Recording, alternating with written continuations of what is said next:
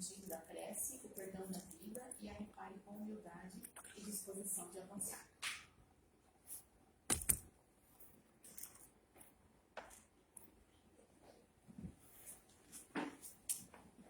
Joia. Então, boa tarde a todos. Bem-vindos mais uma vez, né, à nossa casa. Nessa tarde que não está, com certeza, tão invite lá fora anymore, né? Então, antes de qualquer coisa, a gente vai fazendo a nossa prece de abertura. A gente vai fechando os nossos olhos, convida então a gente a acalmar as nossas mentes, deixar a nossa vida física lá fora, deixar todos os nossos pensamentos, os nossos problemas, as nossas alegrias, preocupações. Vamos dar essa pausa para que nós consigamos dedicar esse momento, alguns minutos aí do nosso sábado, para uma reflexão mais íntima, para que nós possamos cuidar também do nosso progresso, fazendo uma autorreflexão, sempre ajudados, iluminados, abençoados pela bondade e pela misericórdia divina, pelo amor incondicional do nosso Mestre Jesus, que sempre quer o nosso bem, tenha paciência com os nossos erros, com os nossos tropeços, nos dá sempre mais uma chance, como um Pai caridoso. E sempre nos nutre, nos alimenta, com energia, com motivação, com o ânimo necessário para nós continuarmos andando passo a passo. Então nós vamos abrindo essa tarde de orações e de aprendizado, com a oração que Jesus nos ensinou. Pai nosso que estais nos céus, santificado seja o vosso nome, venha a nós o vosso reino, seja feita a vossa vontade, assim na terra como nos céus. Pão nosso de cada dia nos dai hoje, perdoai as nossas ofensas, assim como nós perdoamos a quem nos tem ofendido, e não os deixeis cair em tentação, mas livrai-nos de todos os males. Que assim seja. Graças a Deus. Sim, sim. Que bom, gente. Então, mais uma vez, boa tarde a todos que estão aqui. Boa tarde a todos vocês aí também de casa, que nos acompanham aí todo sábado, né? É com bastante alegria, né? Ou também com bastante responsabilidade, né? Além da alegria, que a gente se reúne mais um sábado, para que a gente consiga, talvez, refletir um pouco mais. E não só que essa responsabilidade seja só, talvez, da pessoa que aqui está, né, transferindo a mensagem, mas também de cada um de nós recebendo aquela mensagem que agora nos é trazida à consciência. Tá? Então, que a gente lembre também do nosso papel de responsabilidade de nós que estamos aí sentados. Né? Sábado passado mesmo eu estava aí e hoje estou aqui. Né? Então, né, que a gente tem essa responsabilidade. É como, né, um mito, né, que antes a gente tinha como uma coisa assim meio nebulosa, um pouco misteriosa, e alguém que viesse para nós dissesse realmente a verdade, como funciona. É legal, mas também nos traz uma certa responsabilidade, não é? Porque a gente agora fala, bom, agora eu sei o que é, né? Eu sei como se opera as coisas. Mas que essa responsabilidade sempre vem de forma suave. Esse eu acho que é o ponto principal. Suave porque é uma responsabilidade que apenas nos traz, talvez, um alerta para que a gente possa, na verdade, se monitorar um pouco mais, com um pouco mais de cuidado. Mas não que essa responsabilidade nos esmague, né? Nos faça a gente tornar a nossa vida, na verdade, uma caminhada pesada, que parece que tem alguém observando a gente. Na verdade, não tem ninguém observando a gente. A única pessoa que observa a gente mesmo é a nossa própria consciência. Né? Mas ninguém. Não existe um Deus perverso que vai punir ninguém. Né? Mas enfim, isso é só apenas uma introdução. Vamos falar hoje, para que eu não saia aqui da câmera, vamos falar hoje um pouco sobre esse capítulo do Evangelho segundo o Espiritismo, né? É o capítulo 17, se não me lembro muito, dos Romanos aqui, seres perfeitos. E vamos falar mais especificamente sobre o homem virtuoso, as virtudes humanas. Né? E um assunto extremamente batido para muitos de vocês, né, que talvez buscam leituras aí de conteúdo um pouco mais edificante, é o que na verdade a gente sempre trabalha, né, em qualquer trabalho de desenvolvimento pessoal, seja ele espiritualizado ou não. Já perceberam isso? Não falamos só de virtudes em contextos espirituais. Não falamos só de virtudes em igrejas, religiões, filosofias, não. Virtudes são faladas em todos os aspectos da vida humana, inclusive das extremamente intelectuais materialistas, se você for pensar, né? Se você fizer um curso de management e falar assim, quais são as virtudes do grande líder? Falamos virtudes do grande líder, né? Confiança, abertura, acessibilidade, todas aquelas coisas. Então, a palavra virtude, primeiramente, lógico que hoje a gente vai falar um pouco mais das virtudes morais do ser humano, de nós como espíritos de evolução. Primeiramente, que a gente não acha que virtude é uma coisa só no contexto religioso. Virtude está em todos os aspectos. Portanto, por que eu estou falando isso? As virtudes que nós vamos discutir aqui hoje, elas são as que como eu disse já antes, que talvez tenham uma relação um pouco mais íntima com o nosso caráter moral. Mas não que elas sejam as únicas virtudes que existam. Existem inúmeras virtudes, né? E o Evangelho veio de uma forma extremamente feliz nesse item 8 que fala das virtudes. E ele apresenta, eu vou fazer uma leitura muito rápida, porque é um trechinho bem pequeno. E ele começa assim, olha só, bem simples. A virtude, no seu grau mais elevado, abrange o conjunto de todas as qualidades essenciais que constituem o homem de bem.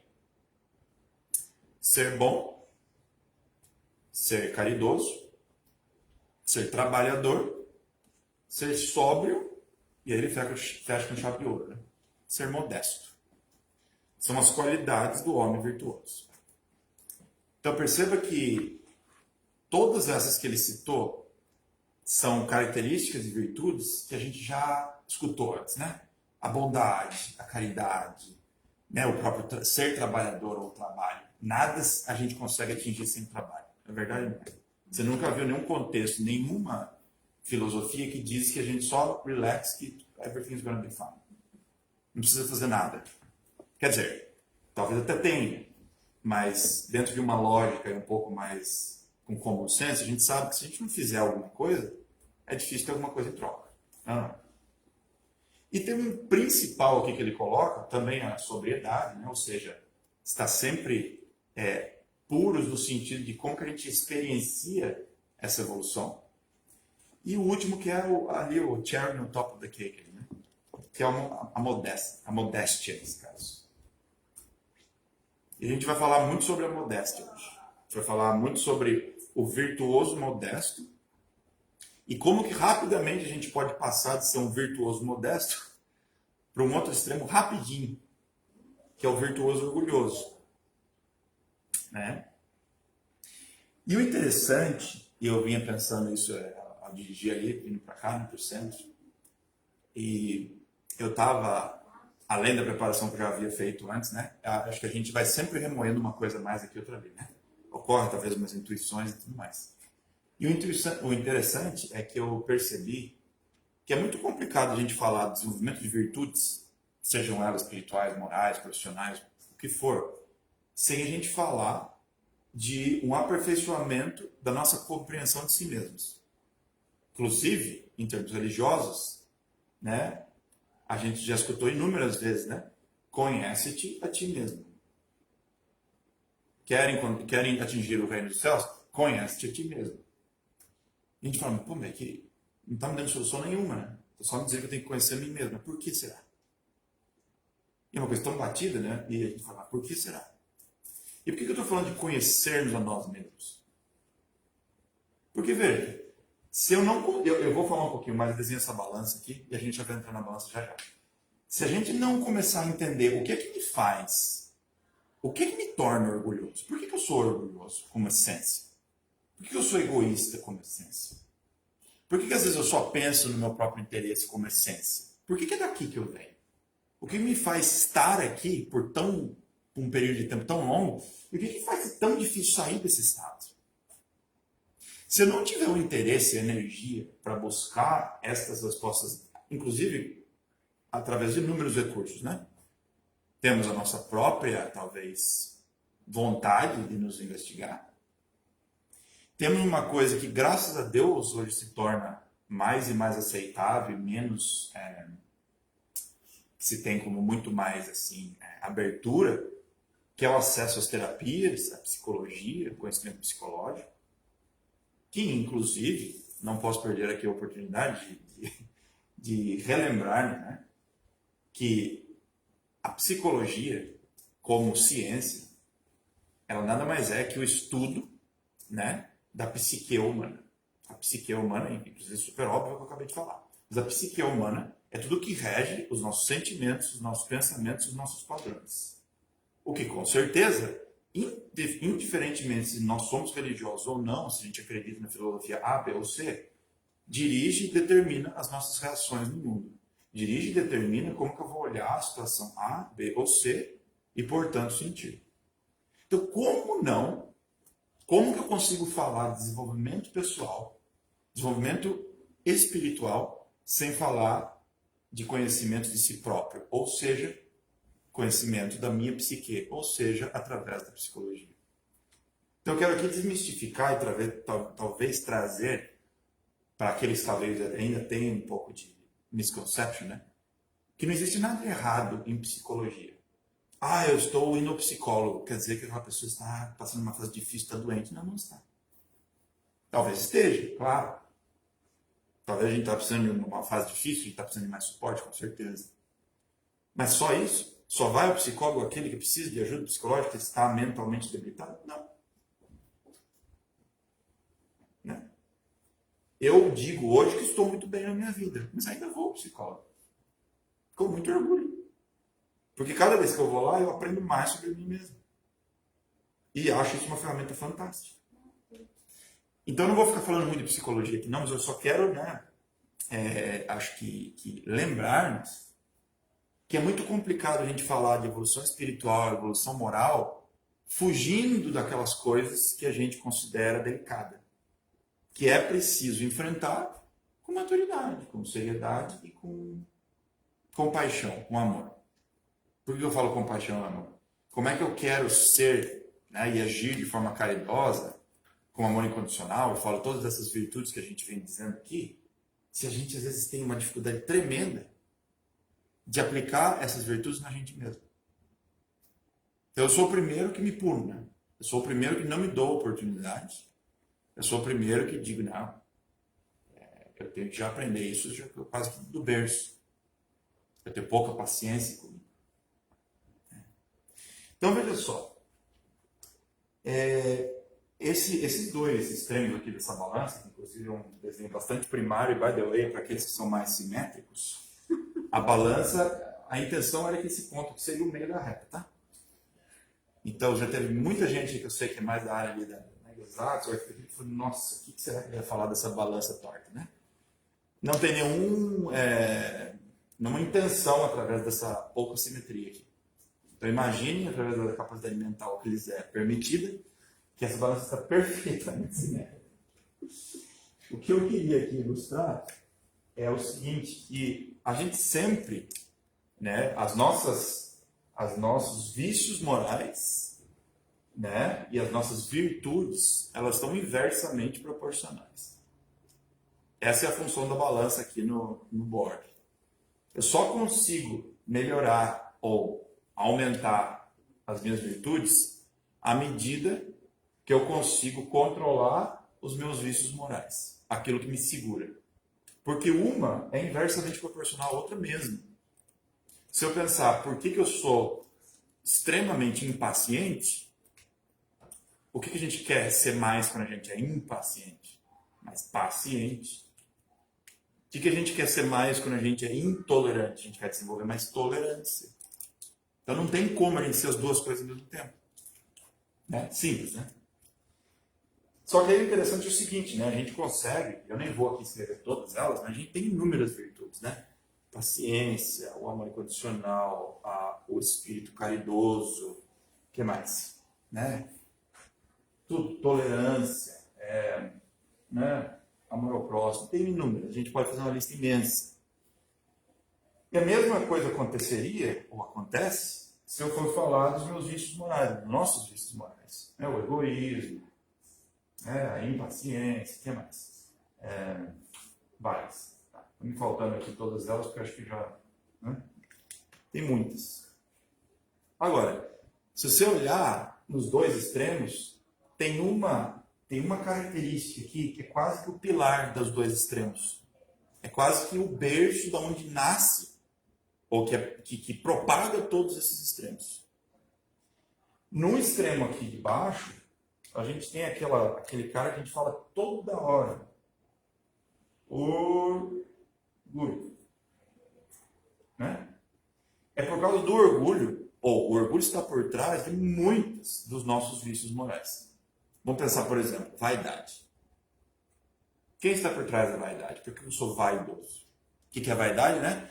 Eu quero sempre estar, né? Não só a vaidade no sentido físico, né? Querer aparentar bem, mas a verdade é eu sempre querer, né, estar sendo appraised, né? Ou elogiado, né? Ter o meu ego inflado. Por quê? Porque né? Eu sou egocêntrico. Por quê? O orgulho está ali presente. De uma forma bastante inflada. Né? Então, a maioria dos nossos vícios morais tem o orgulho como raiz.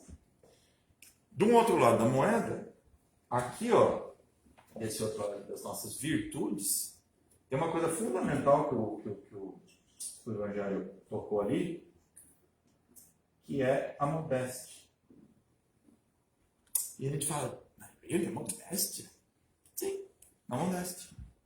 O que é um homem modesto?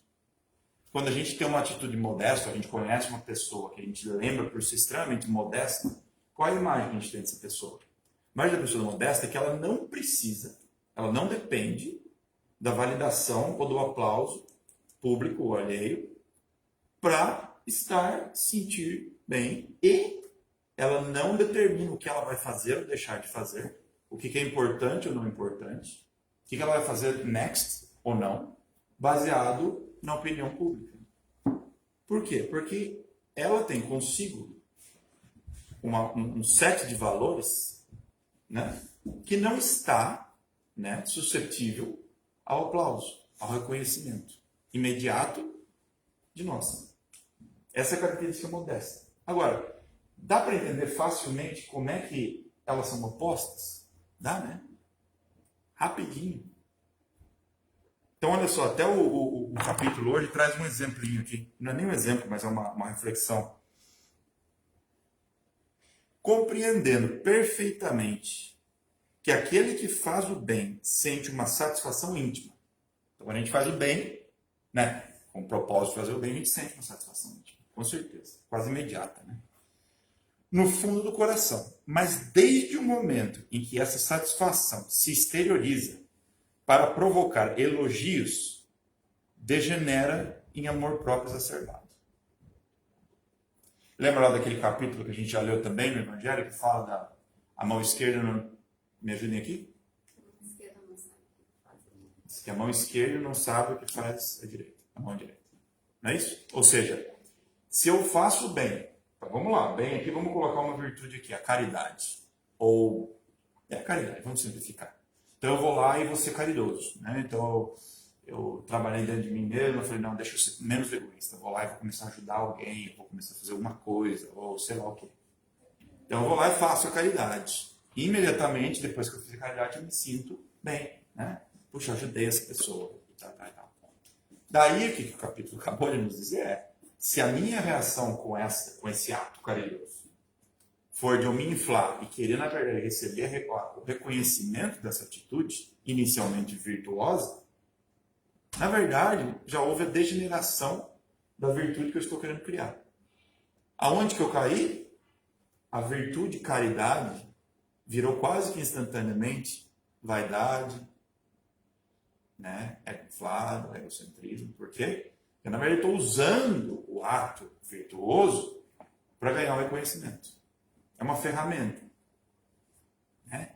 E eu até tive, enquanto eu estava refletindo ali em alguns assuntos, eu tive uma como se fosse uma imagem, que eu estava tentando até, como é que eu posso representar de uma maneira fácil, né? O homem modesto, eu vou dizer aqui um homenzinho, já que os meus desenhos são sempre bastante simples, né? E vamos imaginar aqui o cosmos, Deus, chame aquilo do que, né, do cara. O homem virtuoso, como os valores dele, na verdade, têm uma ligação muito boa, à medida que ele desenvolve os valores morais com o maior, né, ele consegue, na verdade, ter uma relação muito íntima consigo mesmo. E ele não depende, na verdade, desses inputs externos, de certo modo. Claro, não estou falando que ele não come, né? Vocês estão entendendo. Então, ele é bastante, nesse aspecto, bastante intimista com o lado espiritual dele, com os valores que ele está aqui, né, criando. Enquanto que o homem egoísta ou orgulhoso, né, desenvolvendo aqui o mesmo hominho, que eu não sei se a câmera está conseguindo ali, mas ele, na verdade, é um homem que está sempre precisando do reconhecimento externo. Na verdade, o que ele faz? Ele faz algo para mostrar, mas ele está sempre esperando o aplauso. E olha como é a diferença. Na verdade, se eu desenhar aqui de novo lá, esse mesmo cosmos, Deus e tal, ele está realmente fazendo o bem pelos valores que ele acredita? Não, ele está fazendo o bem por esse vício aqui do reconhecimento. Então veja como é uma coisa interessante. E aí eu vou trazer um outro aspecto que eu vinha pensando, inclusive, sobre a modéstia. E é muito complicado a gente falar de modéstia, porque eu, sinceramente, não tenho absoluta certeza que eu hoje consigo ter uma divisão claríssima em até onde vai a modéstia e até onde vai o ser assertivo, confiante, autoconfiante, conhecedor de si não é a palavra. O que eu estou querendo dizer é o seguinte: nós, eu acho que de uma forma geral, é bem fácil a gente confundir ver um ser bem resolvido, né, com muita confiança de si próprio, assertivo em suas colocações ou na maneira que ele lida com o mundo, com as pessoas, não necessariamente mal, não necessariamente com um pouco más intenções, não necessariamente orgulhoso, mas assertivo. A gente às vezes confunde a autoconfiança e a assertividade com orgulho. O que a gente imagina do homem modesto, muitas vezes erroneamente, é uma pessoa que ela quase não tem expressão, é muito modesta. Que a gente confunde com simplório, né? Então ele quase não se expressa, ele não tem opinião, ele é muito modesto. Isso não é um modesto. Isso eu chamaria até de, não que existe nada de errado com isso, uma pessoa um pouco mais apática.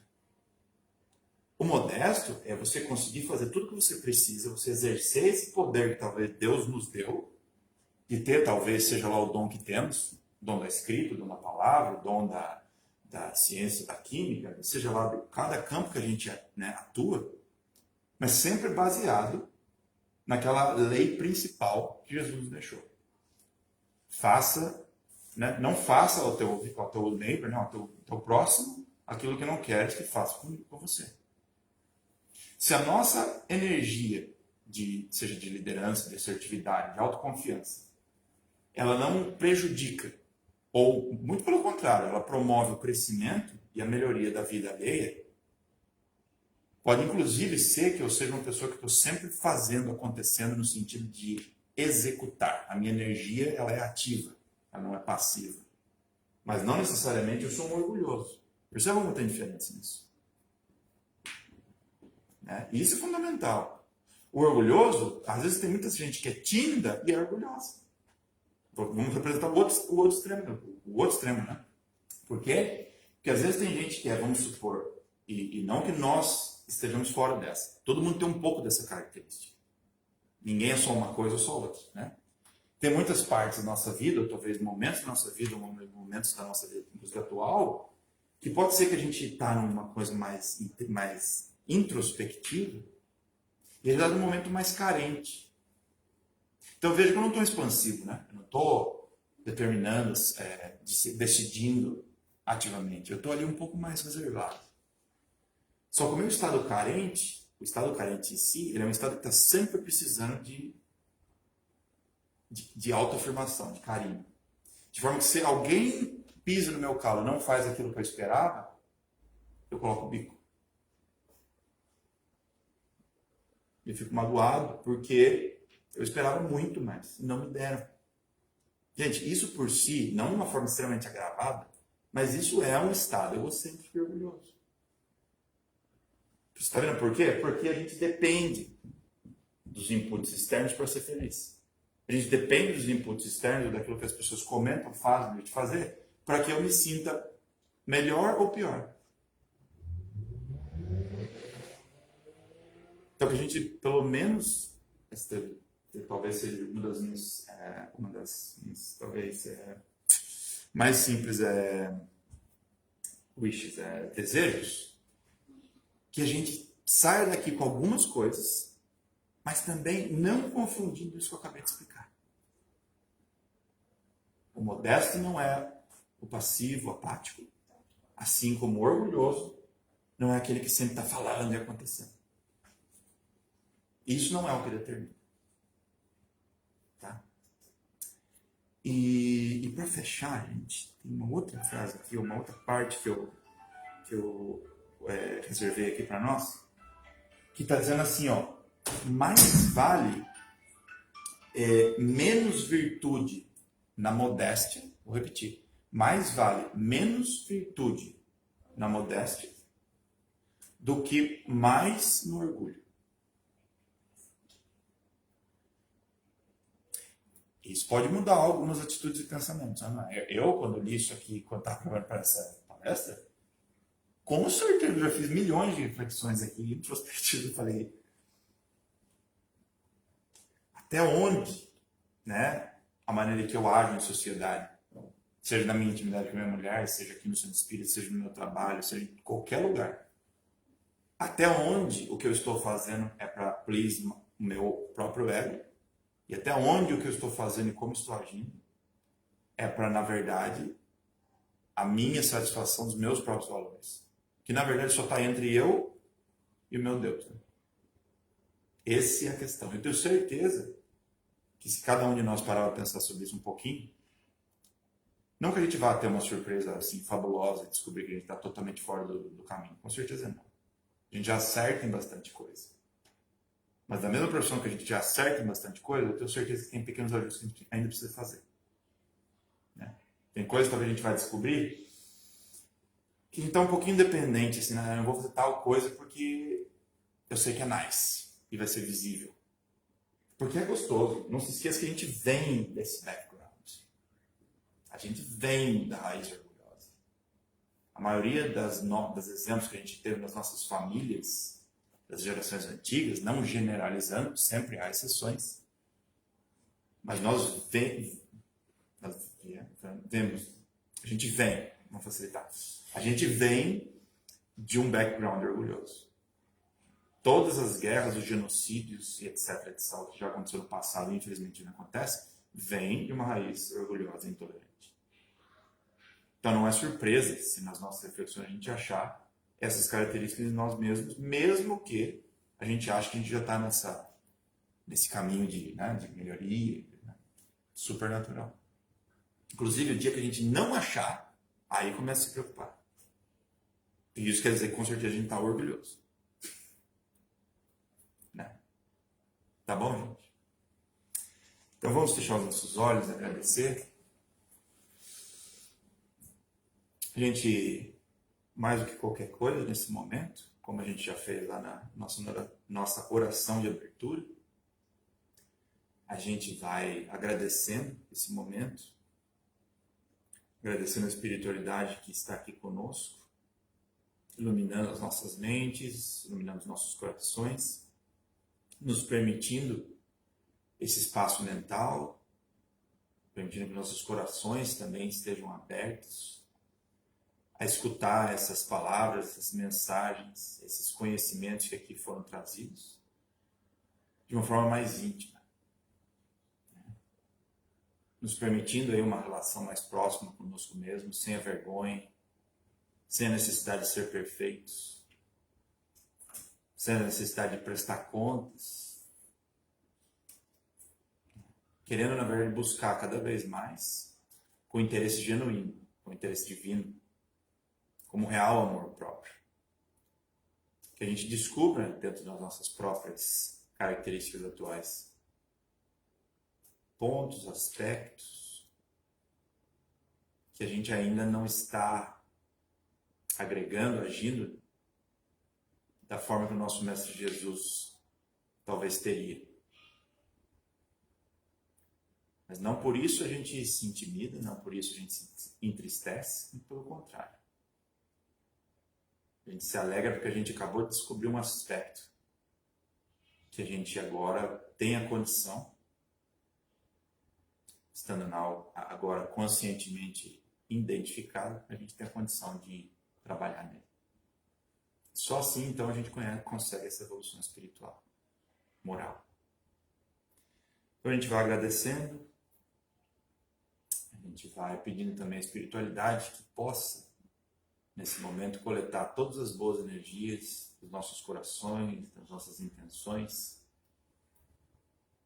e as leve a todos os pontos da Terra, a toda a humanidade, encarnada ou desencarnada, a todas as pessoas, as famílias, os nossos irmãos espirituais que precisem de qualquer tipo de suporte, de ajuda, da esperança. E que nós também tenhamos a capacidade e nos reconheçamos com a missão ativa de levar a nossa convivência cotidiana, no nosso dia a dia, seja onde a gente atue, um pouco dos valores morais que a gente quer, na verdade, fazer brotar dentro da gente. Que lembremos, nós não somos cristãos no centro espírita, nós precisamos ser cristãos na vida ativa, lá fora. Então nós vamos ficando então com essas palavras finais, pedindo a bênção para finalizar essas orações, que assim seja, graças a Deus.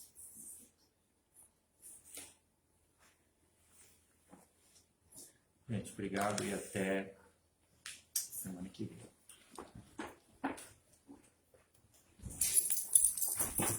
Só antes de acabar, pessoal, uma mensagem rápida. Como vocês sabem, o Paul Stevens dá auxílio a diversas iniciativas aqui na Austrália e no Brasil. O nosso mais popular aqui na Austrália é o Breakfast Pack. Para quem não conhece, a gente todo mês arrecada dinheiro e compra itens de alimentação e higiene pessoal e doa para a homeless aqui em Melbourne.